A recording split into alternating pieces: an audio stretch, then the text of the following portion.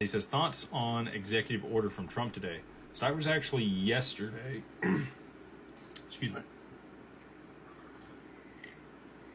Oh, that was yesterday that he signed that executive order. So what that does is it effectively passes the PACE Act without passing the PACE Act through Congress. It could be overturned by the next administration.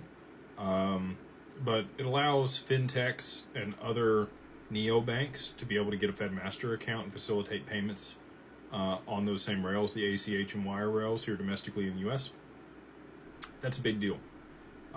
Google, Amazon, Meta, X, all of these social media platforms that have payment transmitter licenses but didn't have a FedMaster account or FedWindow. Now they should be able to get those.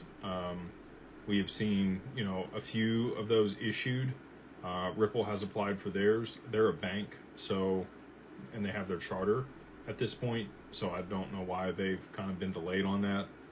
The longest delay that we saw, because I looked this up the other day after it was passed, for a FedMaster account, the longest time it took was like 6 years for one to actually get through.